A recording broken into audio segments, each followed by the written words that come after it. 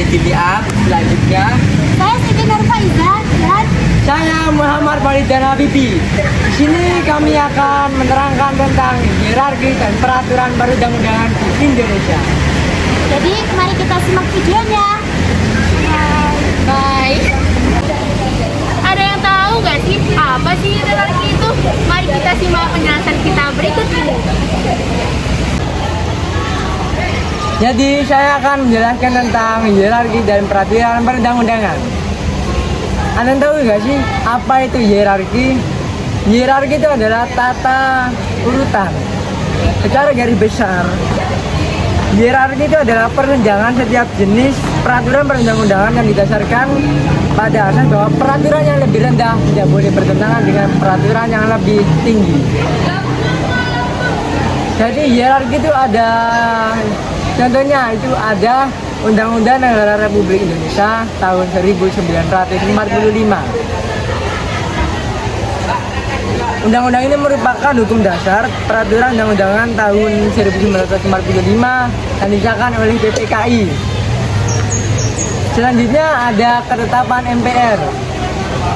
Ketetapan MPR ini adalah ketetapan sementara yang ditetapkan oleh MPR. Selanjutnya ada peraturan pemerintah. Peraturan pemerintah ini adalah peraturan undang-undangan yang dibentuk oleh DPR atas persetujuan dengan Presiden. Nah, selanjutnya ada peraturan Presiden. Peraturan Presiden ini adalah peraturan yang dibuat oleh Presiden bersama dengan para menterinya. Selanjutnya ada peraturan provinsi, peraturan provinsi atau kota. Peraturan ini dibentuk oleh DPRD kabupaten atau kota. Kedua, sikap menaati peraturan perundang-undangan dalam kehidupan sehari-hari.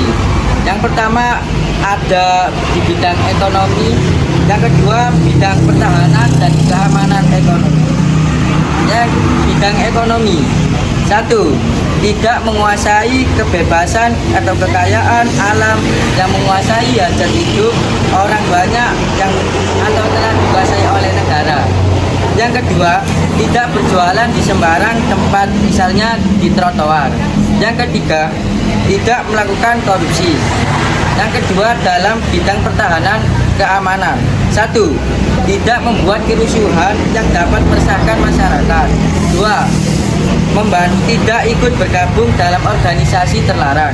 Yang ketiga, tidak berpartisipasi dalam upaya bela negara. Yang ketiga, bidang sosial. Satu, mengakui hak asasi manusia dengan tidak membedakan manusia dari segi agama, jenis kelamin, warna kulit dan kedudukan dalam masyarakat.